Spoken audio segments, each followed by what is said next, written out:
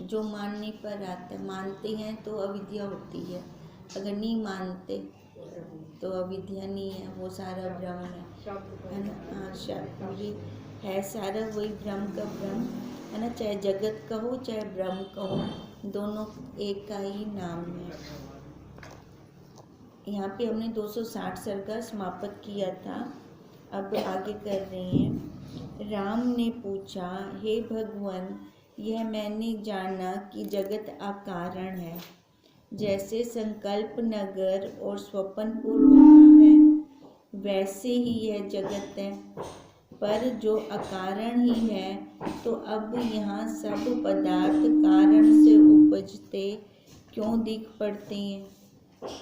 अब राम जी का दूसरा प्रश्न और चल रहा है कि कहते वो चलो ये तो मैंने मान लिया कि जगत अकारण है ना, कोई कारण नहीं है, पर इस जगत के अंदर सारे पदार्थ उपजते हुए मेरे को दिख पड़ते हैं, कारण सहित दिख पड़ते हैं, तो ये फिर कारण सहित नहीं दिखने चाहिए ना। जब जगत ही अकारण है तो इसके जो पदार्थ हैं वो भी अकारण होने चाहिए, पर ऐसा तो मेरे को दिखता नहीं। कारण बिना तो नहीं होते, फिर ये क्यों भासित होते हैं। वशिष्ठ जी बोले, हे राम, ब्रह्म सत्ता सर्व आत्म है ना, हर जगह वो ब्रह्म सत्ता, उसमें जैसे निश्चय होता है वैसे ही होकर दिखता है। पर क्या दिखता है, अपना अनुभव ही ऐसे होकर दिखता है। देखो वो सत्ता तो सर्वव्यापी है, कण कण में है, और इस सत्ता के अंदर अब अनुभव तो मनुष्य को ही होगा। अब मनुष्य के जो भाव हैं अपने, उसको वैसे लगेगा। अब जैसे हम विचार की क्लास में बैठते हैं तो हम कहते हैं ना, नहीं ठीक कह रहे हैं, जगत मिथ्या है, स्वप्न है, स्वप्न की तरह है। ये हम जो विचार की क्लास में बैठते हैं हम बोल रहे हैं, और जो संसारी हैं उनको सच्चे है ना। तभी वो कह रहे हैं जिसको जैसे भाव होते हैं उसको वैसा होकर दिखता है, और उनका अनुभव होता है वैसा। जो उनको दिख रहा है वो अपने अनुभव से बोल रहे हैं, चाहे वो ज्ञानी है चाहे वो अज्ञानी है। जैसे स्वप्न में अपना अनुभव ही नाना प्रकार के पदार्थ होकर दिखता है, परंतु उपजा तो कुछ नहीं। वो सारे पदार्थ क्या थे, आकाश रूप, आकाश रूप थे वो सारे पदार्थ, सब पदार्थ आकाश रूप हैं। वैसे ही यह जगत कुछ उपजा नहीं, कारण से रहित आकाश रूप है। राम जी का मिल गया आंसर, क्या आंसर मिला,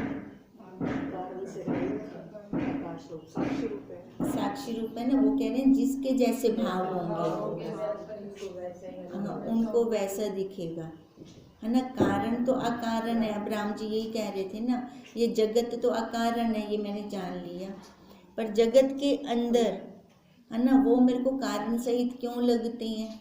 फिर उनको कह रहे हैं अपने भाव बदलो। अभी जगत अकारण है, मैंने ये जान लिया, मतलब जाना नहीं, हाँ मतलब अधूरा ज्ञान हो गया ना। अभी वो मैंने जाना नहीं, पूरा नहीं जाना, खाली शब्दों से जान रहा हूँ, वाणी से बोल रहा हूँ है ना। अगर मैं कहूँ कि जगत अकारण है, मतलब है, अकारण का क्या मतलब है, मतलब है ही नहीं है ना। जब जगत है ही नहीं तो ये आकार कैसे हो गया है ना। तो फिर तो ये प्रश्न बनता ही नहीं था ना कि जगत अकारण है, ये तो मैंने जान लिया, पर जगत के अंदर जो पदार्थ हैं वो कारण सहित लग रही हैं, तो इसका मतलब अभी अधूरा जानना, पूरा ना जानना। अगर पूरा मैं जानता कि जगत अकारण है, मतलब मिथ्या है, स्वप्नवत है, तो सबसे पहले ये आकार ही स्वप्न हो जाना चाहिए है ना। जैसे ये आकार स्वप्न हुआ ऐसे ही ये जगत भी स्वप्न। अब स्वप्न का उदाहरण जो हम लेते हैं इसलिए लेते हैं कि स्वप्न के अंदर सारा कुछ होता है, बिना कारण से होता है। हम रात को कहकर नहीं सोते कि ये वाला स्वप्न मेरे को आए, पर भी आ जाते हैं। तो कोई कारण कह सकते हैं उनको? नहीं, कोई कारण नहीं है। सारा कुछ होता है, ये ऐसे सत्संग भवन हो गया, पूरा का पूरा आकार हो गया, सारा कुछ हो गया। कैसे आए वो स्वप्न में? आते तो ये हार्ड मास के थे, पर कैसी जैसी जागृत अवस्था में ये सब मिथ्या, सब झूठ, सब स्वप्न, तभी तो उसका नाम स्वप्न हो गया। अब ऐसे ही इस सब का नाम स्वप्न हो जाए। जैसे उस स्वप्न की दृढ़ता है, ऐसे इस स्वप्न की दृढ़ता हो। हे राम, आदि सृष्टि अकारण हुई है। पीछे से सृष्टि में आभास रूप मन ने जैसा जैसा निश्चय किया है वैसा ही दिखता है तो ये हमारे निश्चय का है ना, ये मन रूपी निश्चय का ही है। मन हमारा जैसा निश्चय कर लेता है, हमें सामने से वैसा दिखना शुरू हो जाता है, क्योंकि मन सर्वशक्ति रूप है। क्या का क्या बना लेते हैं मन ये। आदि सृष्टि जो उपजती है वह अकारण रूप है। पीछे से सृष्टि काल में कारण कार्य रूप हुए हैं। जो शुरू में सृष्टि आई है वो क्या है? अकारण, कोई कारण नहीं था उसका।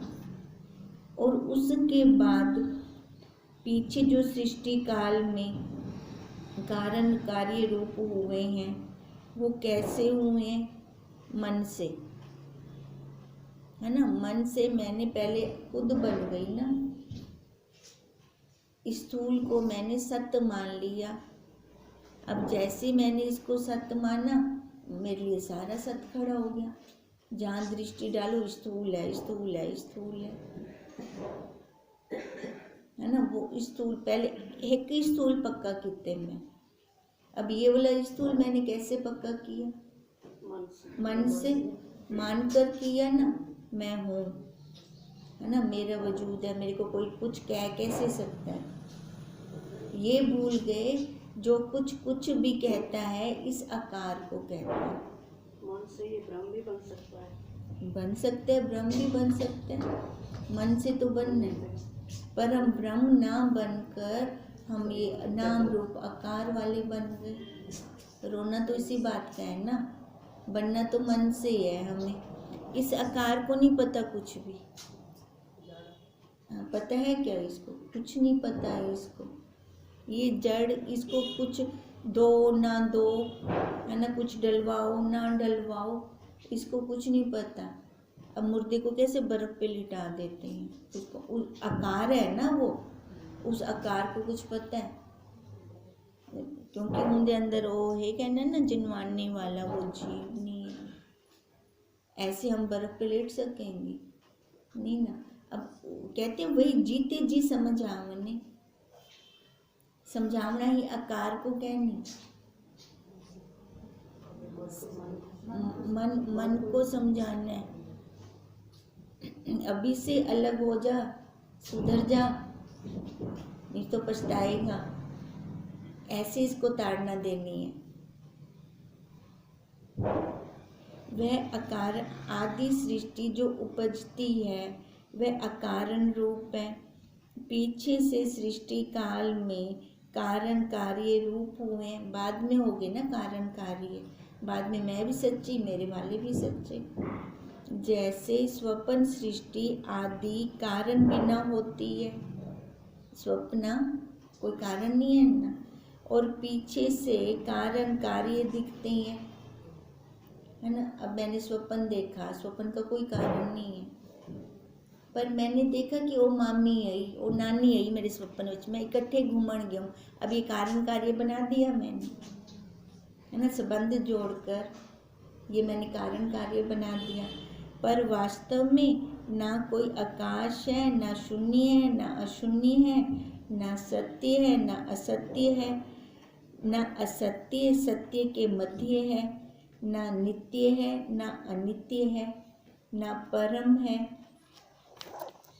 ना अपरम है, ना शुद्ध है, ना अशुद्ध है। द्वैत कुछ नहीं, सब भ्रम है। दूसरा कुछ बना ही नहीं है। अब दूसरा कुछ नहीं बना, किसको कहें कुछ नहीं बना? किसको? ये संसार को ये कहेंगे कुछ साक्षी रूप तो है ही है। साक्षी रूप में है। अब जैसे कह रहे हैं दूसरा कुछ बना ही नहीं, सब भरम है, किसको बोले? अपने आप को बोल रहे हैं, स्वरूप को बोल रहे हैं। देखो दूसरा कुछ बना नहीं, पता है हम बनाते कहाँ है? पहले ये दसो कि डे बनेंगे। हाँ, मन में बनाया, क्या बनाया? दूसरा क्या बनाया? हाँ सारे, हाँ संबंध जोड़ा ना। दूसरा क्या बनाया है ना? बच्चे बना लिए, पति बना लिए, सास बना ली, नूह बना ली, ये सारे दूसरे बन गए है ना। दूसरे अपने आप को दूसरा नहीं काउंट करता। पहले सबसे पहले अपने आप को नहीं दूसरा काउंट करता, पहले दूसरों को काउंट कर लेता है सारा कुछ। ये अपने को शामिल करो, इसका भाव क्या? अपने को तो बाद में ज्ञान में आएगा तब शामिल करेगा अपने को, पहले नहीं कर सकते। पहले नहीं कर सकता ये पहले ये द्वैत बना देता है। वो गुरुदेव कह रहे हैं द्वैत कुछ है ही नहीं, दूसरा कुछ है ही नहीं। पहले दृष्टि हमारी बाहर जाती है, अपने उत्ते थोड़ी होंगी है ना। पहले ये बच्चों पे, पति पे, घर परिवार के और जितने संबंध हैं, माँ बहन नानी दादी जितने भी संबंध हैं उन पे जाते हैं, हम पहले वही बनाते हैं। अब वो कह रहे हैं दूसरा कुछ नहीं बना, पहले तो बुद्धि में ही दृढ़ हो जाए भी ये कहनी, एक खाली प्रारब्ध दी रील है मेरी, मेरे अपने कहनी। फिर धीरे धीरे धीरे काटते काटते इसको भी काटते, मैं भी कहनी हूँ। अब जब मैं कहनी है दृढ़ता से होता अपने आप ही छोटे से। अब यही भरम में, हे राम, ज्ञानवान को सब शब्द और अर्थ भ्रम रूप भाषित होते हैं। जिसकी दृढ़ता हो गई, अपने स्वरूप पे जो टिक गया, उसके लिए कुछ दूसरा है ही नहीं, उसके लिए सब वही का वही है। मुझको तो कारण कार्य भाव की कल्पना कुछ नहीं है। अवशिष्ट जी बार बार ये कहते हैं, मेरे को कोई कारण कार्य की कल्पना नहीं है, मैं जानता ही नहीं हूँ दूसरा। जैसे सूर्य में अंधकार का अभाव है, वैसे ही ज्ञानवान के लिए कारण कार्य का अभाव है। टार्च हाथ में लेकर मैं ढूंढने जाऊं अंधकार को, ढूंढ पाऊंगी? लालटेन सिर के ऊपर रख के मैं अंधकार ढूंढने चली हूँ, मिल ही नहीं सकता। ऐसी जो ज्ञानवान हो गए ना, उनको ज्ञान मिल ही नहीं सकता, कहाँ मिलेगा उनको? वैसे ही ज्ञानवान के लिए कारण कार्य का अभाव है। जो सब आत्मा ही है तो कारण या कार्य किसको कहिए? वहाँ पे आत्मा भी नहीं कहना बनता फिर अगर उसमें आ जाते हैं, है ना। ये तो शब्दों के द्वारा वहाँ तक पहुँचने की कोशिश कर रही हैं। राम ने पूछा, हे भगवान, मैं ज्ञानी की बात पूछता हूँ, उनको कारण कार्य भाव किस कारण से नहीं भाषित होता? अदन होता मन गिदा अज्ञानी की ते है कारण कार्य, है ना। पर ज्ञानी को ये क्यों नहीं भाषित थींदा कारण कार्य भाव? जब अज्ञानी को दिखदा पे जगत दा वो है, वो तो नहीं बदला, तो उनको भी तो दिखना चाहिए, उनको क्यों नहीं भाषित होता?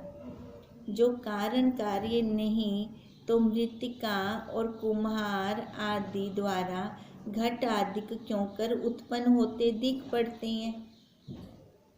अब क्या कह रहे हैं राम जी? अगर कारण कार्य नहीं है ना, तो हाँ ये जो है मटका और मिट्टी और कुम्हार, तो ये भी नहीं दिखने चाहिए, क्योंकि ये मिट्टी होगी कारण और मटका हो गया कार्य, है ना। ये भी नहीं दिखना चाहिए। बताइए ज्ञानवान को अकारण कैसे दिखता है? ये मटका मिट्टी कुम्हार ये तो दिख से ना ज्ञानी को भी, तुसा आख दो ज्ञानी दा कारण कार्य भाव ही खत्म थी वेंदा, पर ये तो दिखेगा ना उसको भी। बताइए ज्ञानवान को अकारण कैसे दिखता है और अज्ञानी को साकारण क्यों भासित होता है?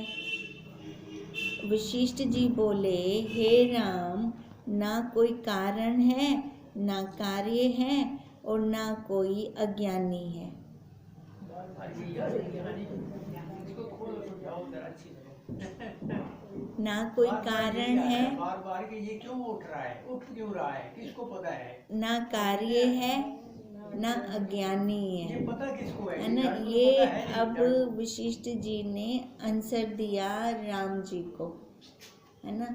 देखो अब ये कैसे कह रही हैं। वशिष्ठ जी कहते हैं ना, मेरे को नहीं पता कारण कार्य भाव कैसे भासित होता है ना।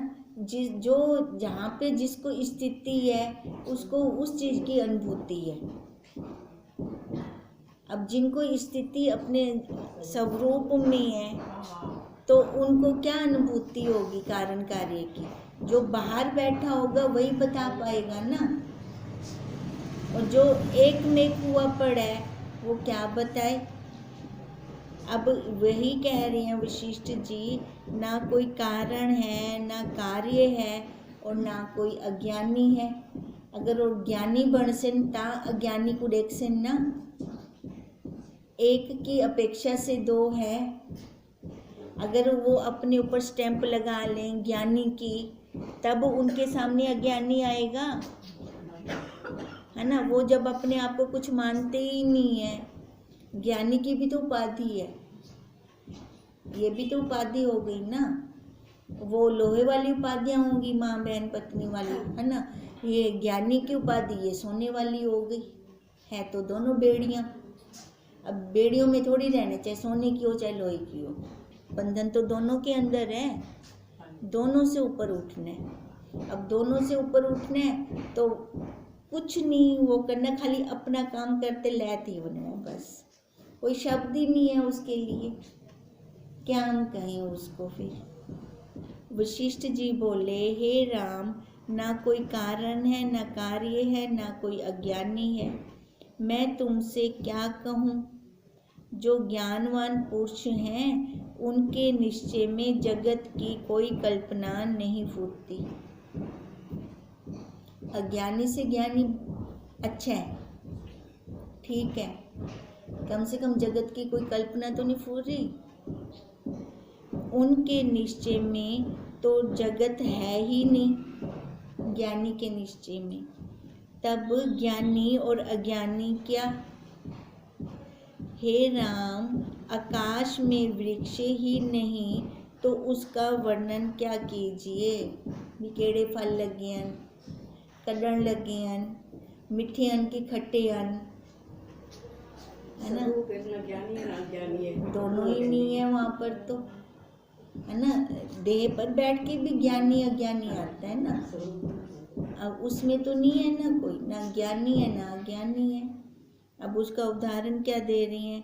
भी आकाश में वृक्ष है ही नहीं तो उस वृक्ष का मैं वर्णन क्या करूं? अब जैसे ये राम जी ने प्रश्न किया था ना, तो ज्ञानियों को कारण कार्य भाव क्यों नहीं भासित होता, ये बताओ। तभी वशिष्ठ जी ने कहा ना कारण है, ना कार्य है, ना अज्ञानी है।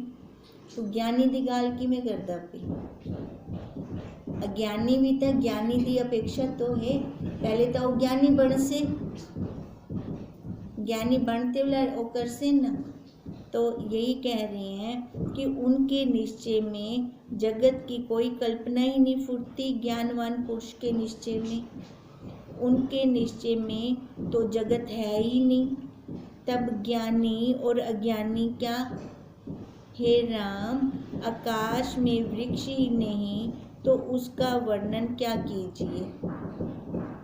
जैसे हिमालय पर्वत में अग्नि का कण नहीं पाया जाता, वैसे ही ज्ञानी के निश्चय में ये जगत नहीं पाया जाता।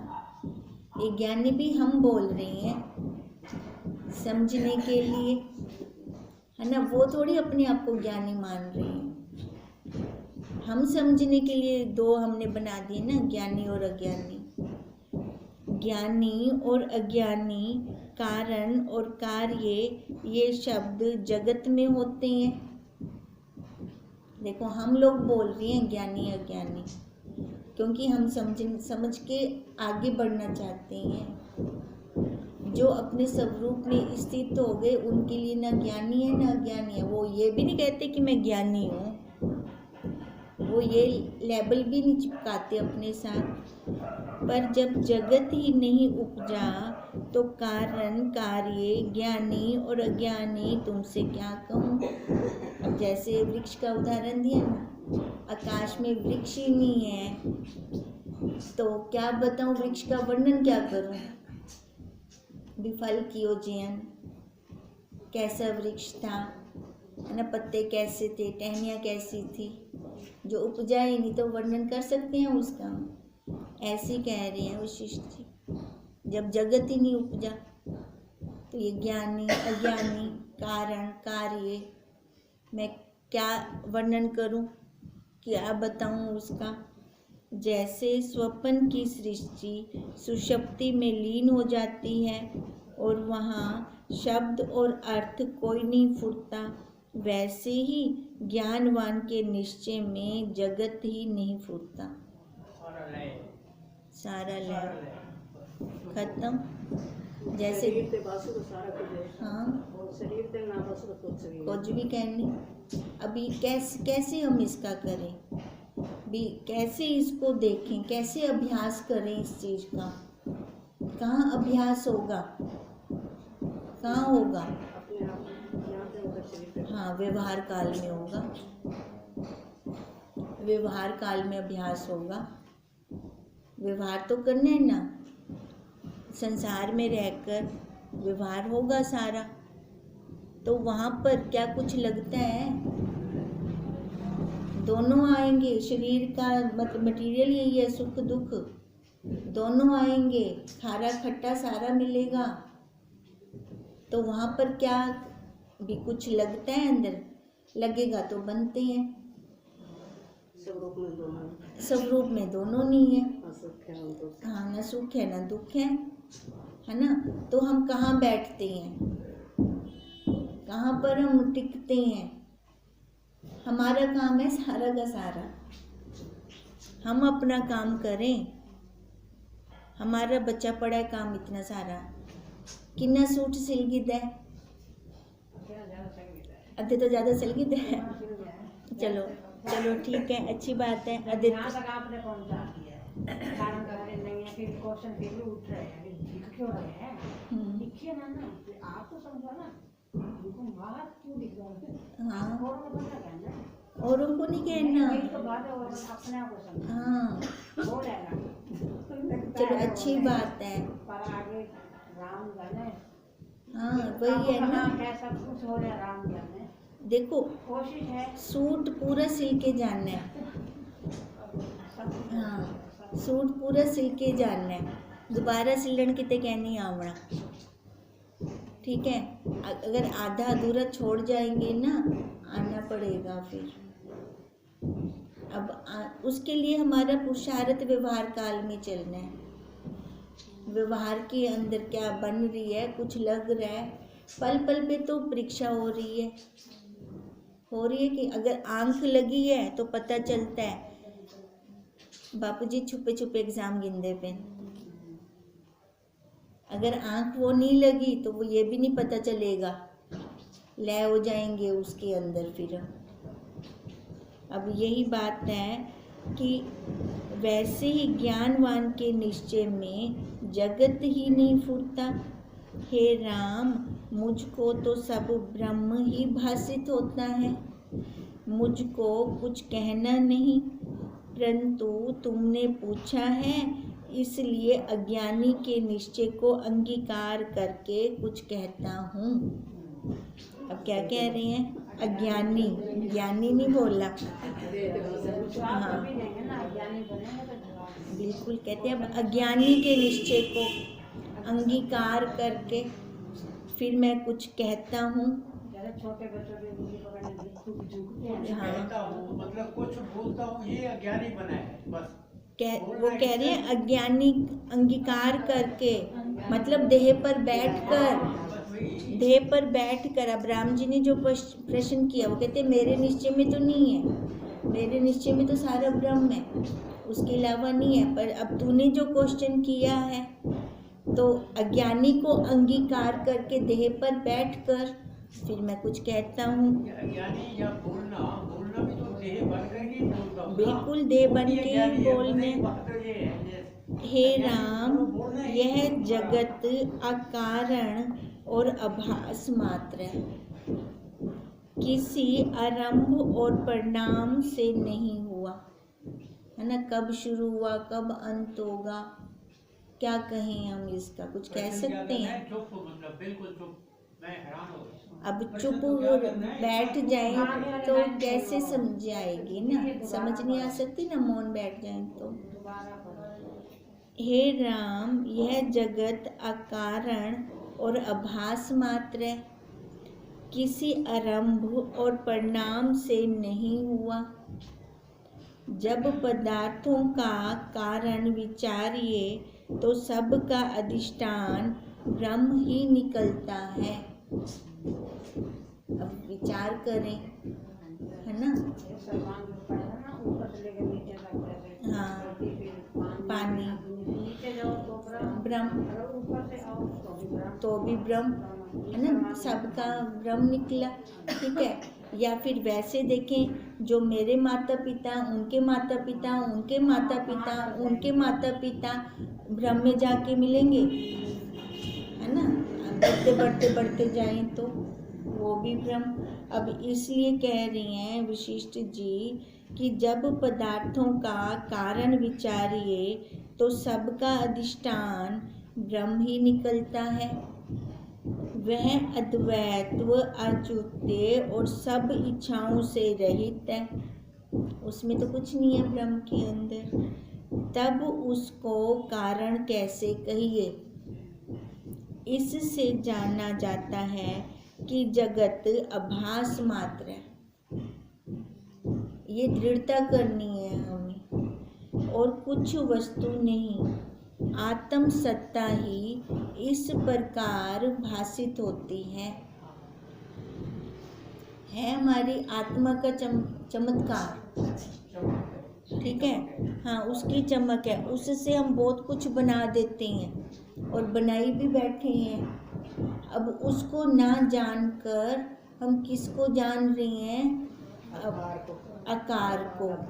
हाँ, आधार को नहीं जानते, आकार मैं बनी बैठी हूँ, मैं बनकर तभी तो ये सारा बाहर का बना लिया ना, मैंने पूरा जाला बना लिया। अब जाले से निकलना नहीं आता, ये जाला भी तो हमने बनाया, हमने बनाया ना। ये हम बनाते हैं तो हम निकले भी सही इससे बाहर। जैसे स्वप्न की सृष्टि अकारण होती है और उसमें अनेक पदार्थ दिखते हैं, पर उसका कारण विचारिए तो सब का अधिष्ठान अनुभव ही निकलता है। अब स्वप्न किस कारण से देखा, है ना, साक्षी अधिष्ठान तो वही निकला, अपना विचार करने से निकला ना। नहीं तो अज्ञान काल में भी कितने स्वप्न देखे, तो तब तक तो ये मन में आया ही नहीं भाव कि मेरे से तो स्वप्न निकला। उसमें आरंभ और परिणाम कुछ हुआ तो नहीं, स्वप्न के अंदर क्या परिणाम निकला, कुछ नहीं। चाहे वैसे ही उठे हैं, चाहे जितना मर्जी हम दुख का अनुभूति ली हमने स्वप्न के अंदर, है ना, पर जागृत अवस्था में कुछ वो था नहीं, खाली अनुभव ही था, कुछ था नहीं वहाँ पर। तो क्या परिणाम निकाला हमने, वहीं पर तो थे, मंजे पर, है ना, वहीं पर तो थे हम, उसी जगह पे थे, वैसे का वैसे उठे, जैसे सोए थे वैसे उठाए, है ना। अनुभूति ले ली, अनुभूति ले ली, काल तो वो भी ना रहा, स्वप्न वाला काल, ये जागृत वाला भी नहीं रह रहा। अनुभूति उसकी भी ली और उसको हमने झूठ कह दिया। अनुभूतियाँ यहाँ पे भी ले रही हैं, जागृत में भी, पर इसको झूठ नहीं कहते, इसको सत्य कहते हैं। ये चल तो यही रहा है ना कि अनुभव के बिना कुछ नहीं है, या साक्षी के बिना कुछ नहीं है। साक्षी चाहे की सपना भी बिना है, चाहे सपना भी दिखा, वो भी अनुभव है, साक्षी के बिना नहीं है ना। वो नहीं है।